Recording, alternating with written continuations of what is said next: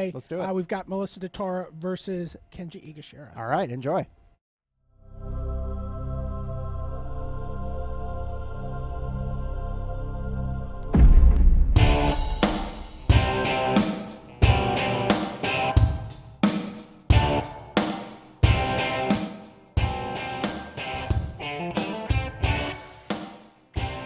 Hello and welcome to round 4 of the Magic Online Community Cup.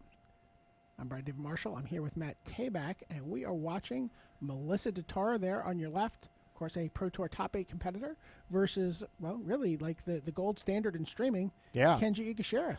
So early in the round here. Now, Kenji in his blue-red deck coming out.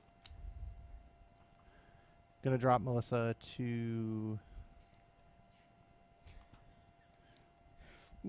That's a Kozilek Sentinel that he played. It's a 1/4 devoid, and whenever you cast a colorless spell, it gets a +1/+0 until end of turn. All right. So that's a red spell that... What he played on turn 2, I can't tell you yet. So, folks, if you're watching at home, you're going to kind of actually, you know what that is? That's actually a card we're very familiar with. That's actually Anticipate. Oh, so that's the new art for Anticipate.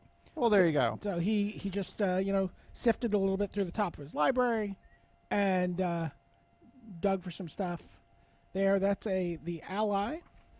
Oh no, that's actually the Invoker right there from Melissa. So that's like, if you're familiar with the Invoker cycle, that's Valakut Invoker. So for 8 mana, you can have it deal 3 damage to target creature or player.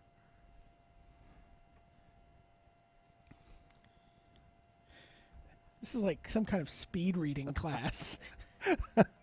So I got to tell you, working for Wizards of the Coast and being the rules manager and seeing these sets through development and then writing the release notes for these, I don't actually get to look at a lot of art, so I apologize if I don't immediately recognize. Well, I do recognize that card. That's Kozilek's Channel. That is Kozilek's Channel. That was a card that was actually previewed a couple weeks back at PAX in the gunslinging event. Oh, okay, yeah, we had a big event, big Battle for Zendikar celebration a couple weeks ago at PAX, where actually a lot of Wizards celebrities and actual, non-Wizards celebrities took on the role of the Eldrazi. I believe that's another card we're well familiar with called Rolling Thunder. Yeah, Rolling Thunder, RR and X. You get to deal X damage divided any way you choose amongst your opposing creatures. So, and there's the Akum Firebird from Kenji. It's a flying haste 3/3, and then it has a landfall trigger. So if you deal with it, landfall, you can pay 6 mana to return it to the battlefield. Yeah, Firebird is a very powerful mythic rare. The landfall triggered ability actually functions from the graveyard. Like you said, you pay 4 RR, and you'll be able to put it right back onto the battlefield. So that's going to be a constant threat that Melissa may not have a way to deal with permanently. We'll see. Well, she's sitting at 16. Melissa's got that. She's got the Invoker there, and it looks like she is at the point where she's got 8 mana, so she can start like shotgunning things. 3 damage. She can do 3 damage to target creature or player with that. Yeah, fans of Magic may have seen the Invokers before. We have some new versions. Yeah, I like this one. This time, Battle for Zendikar. Yeah, Valakut Invoker is kind of. I mean, this is a card that Kenji has to deal with right now. Yeah. This is a 2/3, a 3-drop, but of course that activated ability, all the Invokers have a big activated ability for 8 mana, 3 damage target creature or player. And that's a fine way to handle the Firebird, actually. And most of Kenji's army, come to think of it. That's Bane of Balaged there.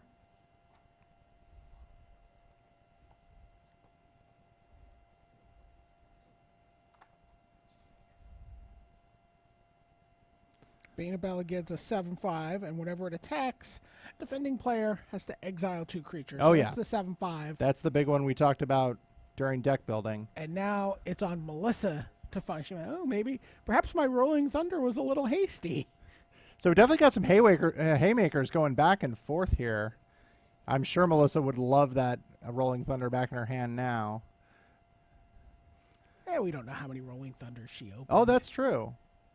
And she does have 5 cards in hand. Not quite sure what those are, but she does have 1, 2, 3, 4, 5, 6, look like 8 mana available.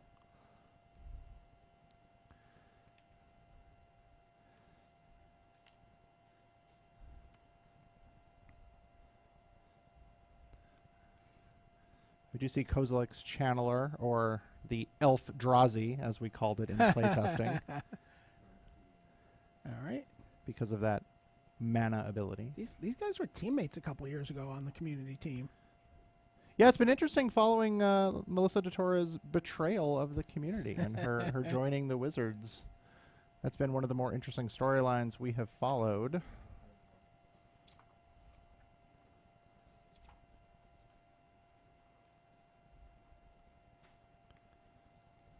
So that's a Lifespring Druid that she just played there. That's 2/1 for 3, and lets her add 1 mana of any color to her mana pool. Yeah, it's, again, part of the ramp portion of her deck.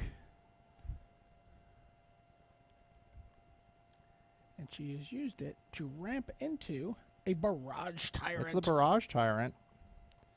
So Barrage Tyrant, 5/3, devoid. And for 2R, sacrifice another colorless creature. Barrage Tyrant deals damage equal to the sacrificed creature's power to target creature or player. So a lot of repeatable sources of damage on Melissa's side of the table here. But in the meantime, she's going to end up having to deal with this Balaged dude. Yeah, two of Melissa's permanents might be hitting the exile zone in short order. Well, it's not targeted, the exile. So she does get to choose. Oh, yeah, no, it's her choice. Absolutely. And this looks like that might be a Rolling Thunder, all his own for Kenji Egashira. The way Kenji's hand was bouncing, that Yes. could only be one spell. He's That like, is Rolling Thunder. That, and you. And now in comes Bane of Balaged, in comes the Akum Firebird. So Bane of Balaged's ability is going to trigger. Now Melissa has to exile 2 of her permanents. Looks like she's going to pick 2 tapped lands. Nope. She does 1 tapped land and her Invoker. So what does she have in store here? She was definitely preserving her mana. Oh, Channeler in the land, but nope, she doesn't have anything, and game 1 will go to Kenji. All right, well, that was fun. That was a good game. A lot of haymakers there, right? Rolling Thunder Rolling on each side Thunders. of the table. Okay. It was interesting. I talked to, I was like a little like, guys, Rolling Thunder? Do you remember how, hideous this card was to play against? We made it uncommon. It was common It was common before. But it was interesting because apparently, because it's really there to mop up scions, right? Yeah, oh yeah. It's And cool. but if you're playing other card types, because of the scions, all the other creatures have more toughness. Right. Then you don't have as many X1 creatures because then they just run into a scion and they die. So Rolling Thunder's a little harder, as you could not see there, to get. Right. Development was creatures. development was certainly a more aware of 1 toughness is much more of a liability here because of so many scions running around. So yeah, Rolling Thunder, but still a great way to take out 2 creatures and ping your opponent down. So players are getting shuffled up and doing some sideboarding. Kenji looks a little pleased with his victory over the betrayal of Melissa DeTora. Yeah, and that was quite a board he was facing down, right? If he didn't take control there, Melissa's repeatable damage through that Invoker was threatened to take over. What was the other card she had? She had a Barrage Tyrant as well. Yeah, Barrage Tyrant lets you sacrifice colorless creatures. And does that have that's 3 mana?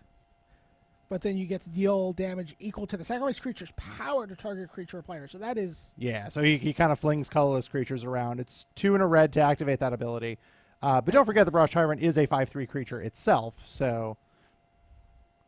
And you can't sacrifice itself, though, sadly. Can't sacrifice You don't itself. get to go 5 to the head with it. No, that's true. I more meant you could attack with the 5/3. Oh, yeah, that's good. Or it could fling another Barrage Tyrant, though. Oh, yeah. That is a fair. thing. That's perfectly reasonable. But remember, kids, the way the stack works, they can't throw each other. Yeah, I've got it. He's not a goblin. There's no way goblin would come up with that kind of plan. All right, we see some smiles from the players. I know That's not that much of a smile from Melissa. She knows she's that was a she's good in trouble smile. here. I know we're smiling here in the booth. Hopefully, you're smiling at home or wherever you are. as we take you to game 2. Players getting shuffled up. We'll see if there's any mulligans. I get very excited about the new mulligan rule. Get to see that in action. But a couple lands over on Kenji's side. He looks good. Melissa's good. And we are off and running. Early turns, not much action. Melissa passes on 2. Kenji has a play on turn 2, though. That's the same card he played last game. Kenji played something on turn 2, I'm sure. That's Kozilek Sentinel. Oh, there it is. That's okay, the 1/4, good. and then it gets bigger every time he plays a colorless spell. Oh, fantastic. So, for example, he just played that's Nettle Drone. That's Nettle Drone. Nettle Yeah. Drone, I know. Played Nettle Drone, tax for 2. So. Nettle Drone, a 3/1 devoid, can tap to deal 1 damage to each opponent, and whenever you cast a colorless spell, you get to untap Nettle Drone. So if the attack isn't there, it does have low toughness. It is a 3/1, but if the attack isn't there, it can still keep the damage pressure on by hitting your opponent for 1 or more damage a turn. So Melissa accelerating her mana production, which is what her deck wants to do. Yeah, well, like we said, she is a ramp deck. Yeah.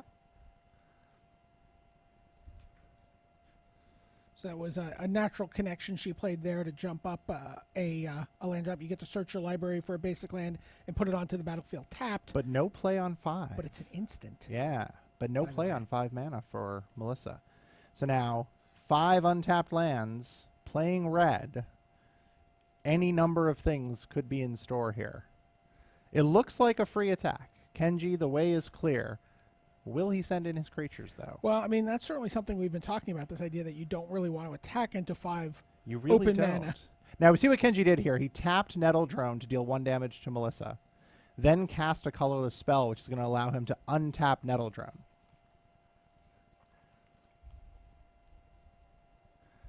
Now, Kenji could follow that up with tapping Nettle Drone again to deal another point of damage, or maybe he wants to attack. Was that a Pilgrim's Eye he played there? It does look like a Pilgrim's Eye.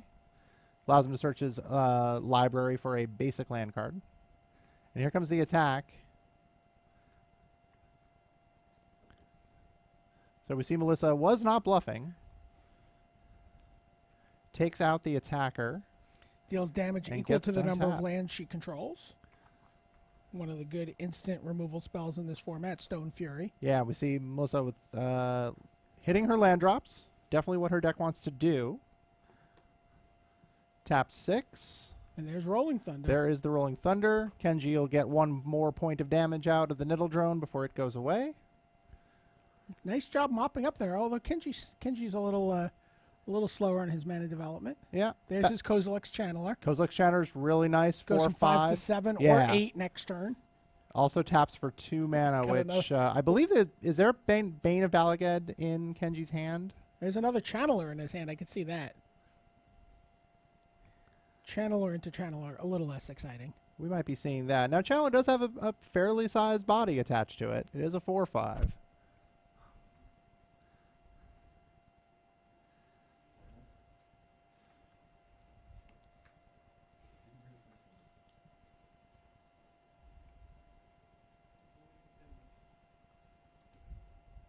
So it's a Void Attendant there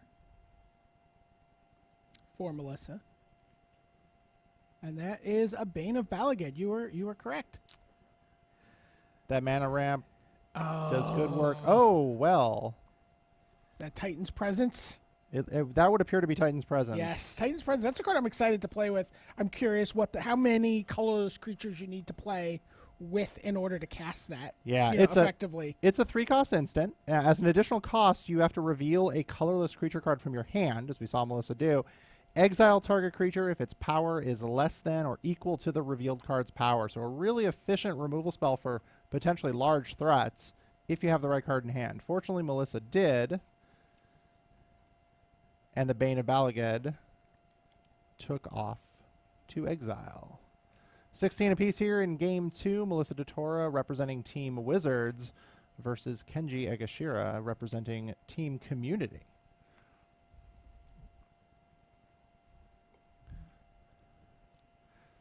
But there's the Rolling Thunder for Kenji. 1 card in hand from Melissa. She's 1 away from being able to... No, 2 away, right? 1, 2, 3, 4, 5, 6, 7, 8. Not quite able to cast her Ulamog. Right. Now, the Ulamog is what she revealed for the Titan's presence. Yeah. So that's her 1 card. Right. So Kenji knows she has it. It does cost 10, so he knows he's got a little bit of time. He also knows it's indestructible. Yeah. That is true. It's a 10/10. It's indestructible. If Melissa does cast it, she'll be able to exile 2 target permanents. And unlike the Bane of Balagad, she'll get to target those. But Kenji's just going to keep playing along. We see an Eldrazi Scion up here. She also has a Scion. That's the Eldrazi Sky Spawner.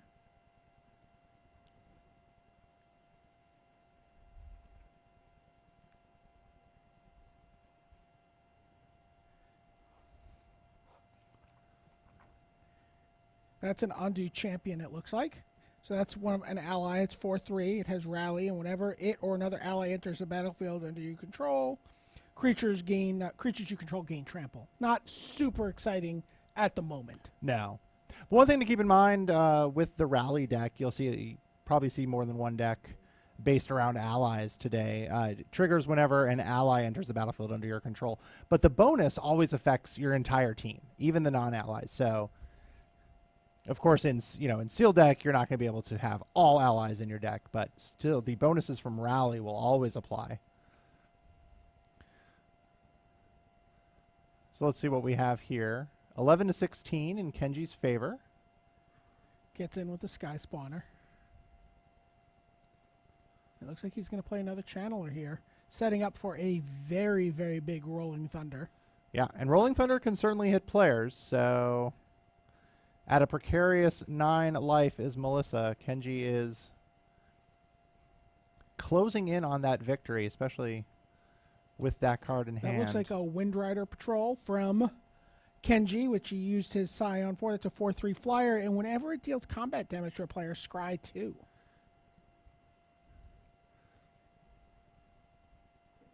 An excellent card for smoothing out your late game draws, making sure every card you get is quality. Yeah, and it looks like we have, there it is, the handshake is offered. Let me show you how Rolling Thunder is supposed to work. Sometimes you clear out your opponent's army, sometimes you clear out your opponent. Yeah.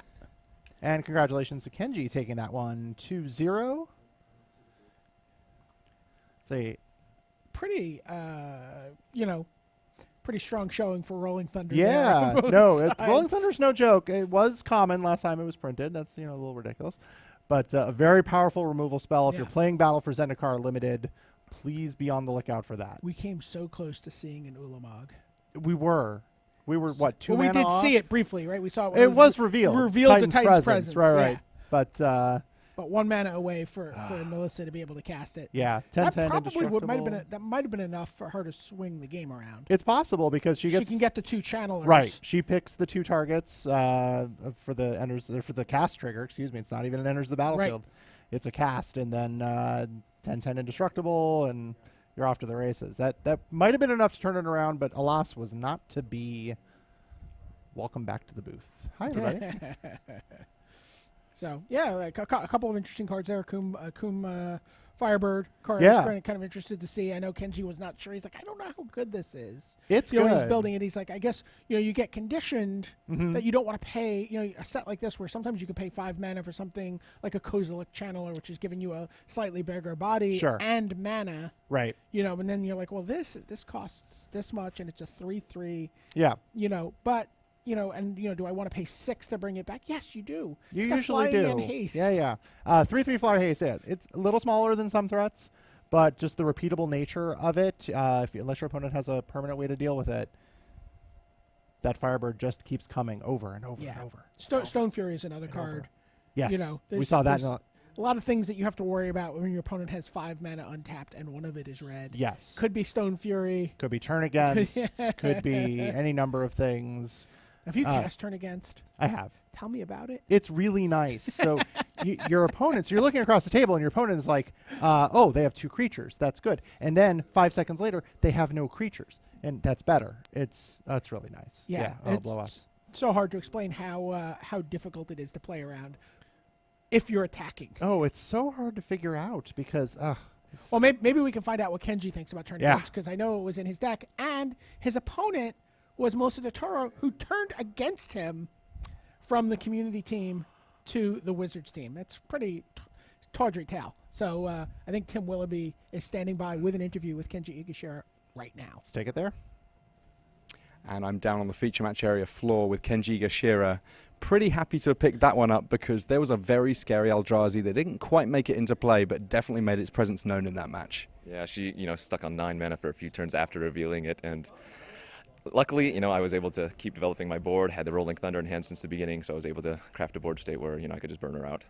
It was kind of interesting, actually, because stood where I was watching that match, I could see that Ulamog was perilously close to getting into play in game 1 as well. And in fact, when you were attacking and forcing exiling and permanence, that was the only reason that Ulamog didn't come into play in game 1. So dodged a little bit of a bullet there, but ultimately, that's the reason you have Rolling Thunder and so on in your deck, so you can just finish things off fast. Yeah, no, my deck's completely awesome. I really like the blue-red archetype. We've been, playing it online a little bit, so we've gotten to test a lot of the color combinations, and red-blue just does some work. I could have built a more aggressive deck, but it wouldn't have had all of the Eldrazi's and the devoid creatures, but I'm running some 1/4 devoid creatures, but when you have 15 other cards that are colorless, it really stacks up and gets some nice synergy going.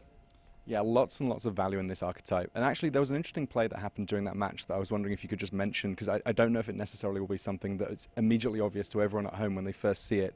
The turn where Melissa passed with 5 mana up, and you were looking really worried about all your attacking. Explain exactly why that was. Well, number one, I don't know everything that's in the format still, and my 3/1 that could attack, still had an activated ability, so I could still shoot for 1 damage. Worst case scenario, I was only losing on 2 points of damage. There is a card in the format. It's actually in my deck. I don't remember the name off the top of my head, but we were talking about it earlier. It's like the Ray of Command. It's red in this format. It is called, Turn Against. Now, in that scenario, I couldn't really play around it anyways, even if I had attacked with both creatures. But it was more, I didn't know what could have happened. I was like, okay, I'll take the 2 less damage to keep a guy back. Yeah, Turn Against, to me, Rolling Thunder certainly one of the more terrifying cards in this format. I think it's fair to say that almost anyone that's opened one likely to be playing it in this sealed format. But Turn Against is a very easy 2-for-1 a large proportion of the time, and that's exactly what you're kind of looking for in any limited format. Mm-hmm. Yeah, that's exactly what we were talking about when I was doing the deck building. It's so hard to play against, right? Even if you have 2 creatures, you only attack with 1, they can still take your other creature that's not attacking, or if you attack with multiple creatures, they can steal one of the attacking creatures and block, something else. So it's a huge blowout. It's only 1 red, so it's very splashable, and there's a lot of fixing, Evolving Wilds, Pilgrims, just all of the lands, so I play that card. Yeah, that card. Pilgrim's Eye, a nice welcome reprint as well, because this is a format where you've got Converge going on, you've got lots of reasons to want to have lots of lands in play, and just a very easy way of achieving it. It seemed like this is a format where, unlike, we've just come from Magic Origins, now there are lots and lots of cards that turn around and say, well, I'm a creature in play and I can beat people up, but there's so much value in this format. Everything does something. Yeah, again, I'm running 18 lands, even though my curve might not be very high. I have 2 of the Kozilek's Chandlers to even produce more mana, so I'm just planning on digging through my deck with double Anticipate, finding the Rolling Thunder, finding the Bane of Valaged, the 7/5, Exiles 2 when it attacks. It's crazy, it's great. Yeah, Annihilator, no longer a thing in the format in general, but Bane of Balaged, has little shades of that sort of thing going on, and certainly proved to be very, very important in game 1, because as we say, without those attacks, unbeknownst to you, Ulamog would have came to town, and as big as Bane of Balaged is, Ulamog is basically, the biggest kid in town. Yeah, the bee's knees. But congratulations on this first win. I know that you're keen to go and see how some of your teammates are doing, because this is a team format. There is the opportunity to help out your team. So I'm going to let you go now, Kenji, but congratulations on the first win in this format. Thank you. We head back to the booth now. I don't know about you. I'm super jealous of all the cards in Kenji's deck. I want to open a Rolling Thunder. I want Turn Against. He has Brutal Expulsion also. You heard him. Play the card. People at home, if you've learned anything from this cast, learn this. Turn against, Rolling Thunder, play the card. Play it. So good. It's a reason to play mediocre red cards. Yes. To support it. Total red blowouts if they happen your way.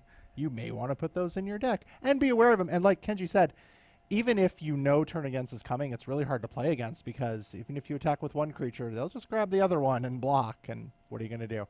Yeah, it is not active treason. No. It is not active treason. I remember many eons ago playing in a PTQ during Mirage Sealed. Okay. So this is, and my opponent attacked with 2 flyers, and I had Ray of Command. Sure. Killed both of them. Yeah, it yeah. was great. I was like, untap that one, block, kill them. And he was like, whoa. He's like, I have 2 of those in my sideboard. He was playing blue. Right. But, at the time, it was just kind of like, oh, I use it, I take your guy, and I attack. That's not so good. Yeah, it's like, okay, I get to borrow this and hit. No. No, Instant no. is very powerful. Blocking is Yeah. very powerful. Yeah, that's going to become one of the mythic uncommons of the set. Yeah, you don't hear that phrase from in Magic coverage very often. Blocking is very powerful Yes. when you can do it with their stuff. Yes, when I block your creature Yes. with your creature, Right. that's when blocking is great. Absolutely. Even chump blocking's okay. Man. Sure. I mean, so, removal is it's removal. still not as good, but it's fine. So, I'm not sure what we have lined up. We don't have the other matches to go through on the computer. Oh, well, you know okay, what? interesting. We have Some people were asking me on Twitter to get Jimmy Wong on camera. and we are doing that. Yes. It sounds yes. like Jimmy Wong and Mike Turian, their match is being moved over. Yeah. Congratulations, Jimmy Wong. You're going to be on camera. Being devoured by By a the way. wild Mike Turian. Turian's been on kind of a tear. Rolling Thunder right in his wheelhouse. These are, cards from his heyday, Yeah. give or take. So we'll get those 2 players in place. And Right, Turian was very excited. He was building a very aggressive deck as I walked around the room watching him. He was, he had, some beaters, Okay. some removal, some Okay. tempo. do you remember what color combination he ended up I on? think he was going to be black red. Okay. Very very aggro. That's And right. I and remember. black red that's sort of the theme of that color combination. Yeah, it's very aggressive, as we mentioned before. It's very hinged on colorless synergy. So there's a lot of cards, whose names escape me at the moment. Sure. But definitely get bonuses for casting lots of colorless creatures. There's ones that give them haste. There's ones that let you, Barrage Tyrant lets you sacrifice them for more damage. It's very, very aggressive deck. So here we go. Let's take a look. And there you see Mike Turian, the Pro Tour champion, Mike Turian, Hall of Famer. Yeah. Versus Jimmy Wong, the well-shirted. The well-shirted He's got Jimmy a very nice Wong. shirt. In his Magic career, he's achieved a very nice shirt. So it's like we're getting shuffled up for game 3 of this Ooh. match. All the marbles. Now, I don't know how up to date our scoreboard is. This says Community 4836. 4839. Look at that. Wow. So the community team carried a 12-point lead into this format after 3 rounds. So they've closed the gap a little bit. Yeah, here. Wizards is creeping back. Well, and picked this up a match is this there. is the format that you would expect them to have a little bit of an edge on. This was the one format where we thought definitely the Wizards team has an advantage, and then we remembered that tomorrow we're drafting Battle for Zendikar, and maybe that's really where the advantages would I come don't in. think. I don't know. I don't believe that's where. I watched Joel Larson drafting this format already. Well, Joel Larson is not a highly accomplished pro for nothing. Yeah. So I'm just saying. Draft is draft. That's true. Draft is draft. Sealed. You have to be a little more. You have to, understand the cards. There's a lot more moving pieces. Right. You're like you have 90 cards spread out in front of you, and you've got to call away 70 of them. Right. It's really hard to process all that new information. Draft, you're just like, okay, so I opened this really good Rolling Thunder, and now I'm looking at red cards. I'm going to ignore these other cards. It is true that your sort of focus gets narrowed through the drafting process, where Sealed is a bit more challenging in that there's opportunities once you open up your cards. You just have all these cards and what to deal with it. And this gets back to what Marshall and I were talking about those multicolor uncommons kind of leading the way, acting as guideposts, especially if you're building a sealed deck. So hopefully players enjoy those next week at the Battle for Zendikar pre-releases. We think it's an awesome format. We think it's a lot of fun. So hoping you guys get out and enjoy that for yourselves. And Mike Turian, he's like, I don't need sleeves. I didn't open an expedition. now I'm also on team no sleeves for limited. I don't put protective sleeves on my cards when playing sealed deck. Mike and I, we're hardcore. Yeah. So Mike leads off with an Evolving Wild, doesn't waste any time. Just like says, you know what? We're in game 3 here. I'm gonna get going. I'm gonna go get a swamp. There we see the hypnotic shuffling techniques of one Michael Turian. Jimmy's doing some gesturing. Not sure there's an quite what he's island. pointing at. All right, so it looks like black, blue, red. Yeah, so he's Grixis. Yeah. One of those inevitably a splash. That's the 2/2. Looking like it's potentially the red.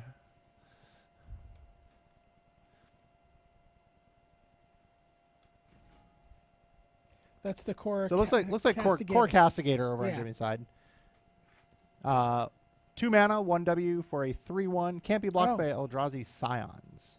It's an aggressive creature. It is an ally.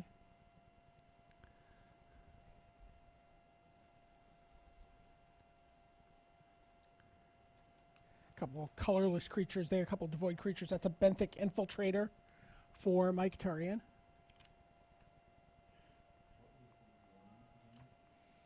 Yeah, now Benthic Infiltrator, not only having a kind of a difficult name to pronounce, is interesting. It's 1/4 devoid ingest. Now we haven't really talked about ingest yet.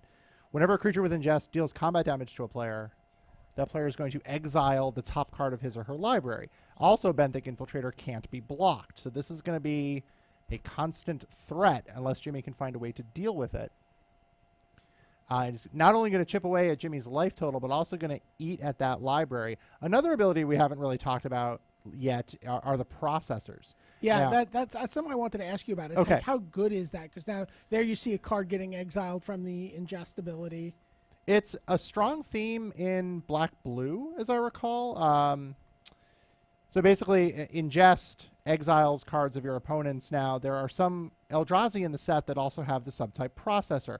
And they all have an ability in various ways. Sometimes it's a cast trigger, sometimes it's an activated ability, where you can put cards of your opponents from exile into their graveyard to get awesome effects. So that's called processing the cards, kind of the nickname we gave them. So this deck uses ingest to kind of add food, and then processors uses that fuel to get some good effects. So another culling drone there from Mike Turian. And you know what? Yeah, he's getting attacked. He doesn't care. He just keeps going. Yeah, good back and forth. There. Now you saw what just got. You saw what just got ingested. That's a Gideon. That is Gideon, ally of Zendikar. Just came off the top of Jimmy's deck, and sadly is now sitting in exile. So By the way, Earth and Arms got cast to put 2 counters on the Shadow Glider there. So now it's going to get +1/+1 and Vigilance from the spell land. So when that land enters play, it has a little, enters the battlefield effect. right. And that was the Sandstone Bridge. I like these a lot. I like these lands quite a bit. Those and the whole Blighted cycle as well. Sandstone Bridge enters battlefield tapped. Taps for white and does, like you said, gives a creature +1/+1 and Vigilance when it enters the battlefield. Yeah, those are nice lands. Jimmy kind of hanging back. Oh wow! We just, you know what? I think we just saw our first. There's our first. Is that our first Awaken? That's the Hero's Downfall-esque. So card. Mike Turian, actually, it's Ruinous Path. Yeah, one of my favorite cards in the set, actually, Ruinous Path. 3 mana, destroy target creature or planeswalker, but he chose to cast it for its Awaken cost, 5 BB. And what that does now, so it's a destroy target creature or planeswalker, and also he targets one of his own lands, and that land is going to wake up, become an elemental creature, and get 4 +1/+1 counters. That's what we saw happen a little bit ago there. And now Unnatural Aggression is the play here from Jimmy Wong. And Mike Turian, of course, is naturally aggressive. Naturally so aggressive. he's crashing in and exiling even more of Jimmy's library, bringing Jimmy down to 11. It's 11 apiece here in these game guys are 3. just swinging back and forth. But Mike's going to get to untap with a 4/4 land. Yeah. Awaken, very powerful. Turns your lands into creatures. Also gives them haste. Of course, Mike needed the land for mana on that turn, so didn't get to swing, but might on this turn. And the cool thing about Awaken is because the second time you cast a spell with Awaken, you can target a different land, so you have more creatures, or you can target the same one. So that swamp that has 4+1/+1 counters on it, he can just add more counters to that one. What would happen if I targeted a land that already had the ability to become a creature? So what that's going to do is it's going to make it into a 0/0, and then give it more +1/+1 counters. And then what happens if I animated it? So if you then later animate it, the 0/0 is going to be overwritten. So let's take Shambling Vent. It's the white-black one. It's a land that has an ability that lets it turn into a 2/3 white and black creature. So if you do that if it becomes Awoken, it'll now be a 2/3 with all those +1/+1 counters. By the way, you want to talk about Mike sort of knowing what's going on? We saw Gideon's Reproach. Deal 4 damage to target attacking a black creature. Mike kept his land back there. Sniffed that out, Maybe did he? sniffed that out. That's yeah. interesting. Mike certainly not hurting for mana, so... Well, not that time. Is that... He swung in with the 4/4. No, that wasn't sheer drop. That was Smite the Monstrous. I believe it was Smite the Monstrous, yeah, right. an old friend. Land had just enough counters to qualify. Ooh, we got Mike a has reader. to pick that up and read it. Could you hand it over this way, Mike? Come on, Turian, when you're Mike. done? You don't just know what the card does when looking at it. That's a Deathless Behemoth, by the way.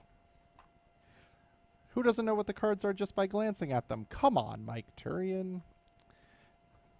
Deathless Behemoth, a 6-drop, 6/6 Vigilance. Lets you sacrifice 2 Eldrazi Scions to bring it back from the graveyard to your hand as a sorcery. So again, one of those repeatable threats that a little bit more difficult to bring back, as we saw the Firebird, but a little bit bigger also.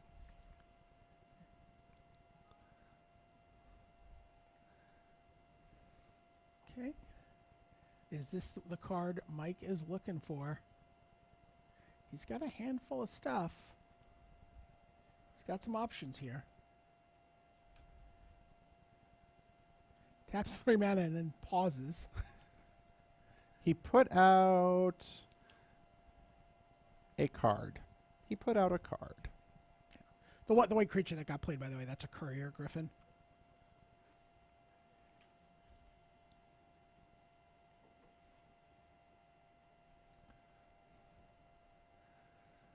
All right, so we're getting down to the nitty-gritty here in Game 3. Mike Turian sitting on 5 life. Jimmy Wong on 6.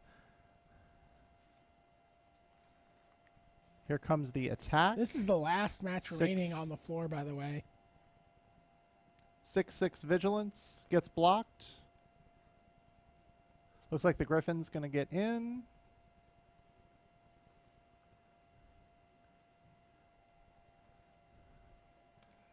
And I believe that is That's the Lifespring Druid. We Lifespring saw that Druid. in the last match. 2/1 taps for mana of any color. Is Mike holding a Rolling Thunder to finish this off? So that attack is going to bring Jimmy to 3. And I believe there's...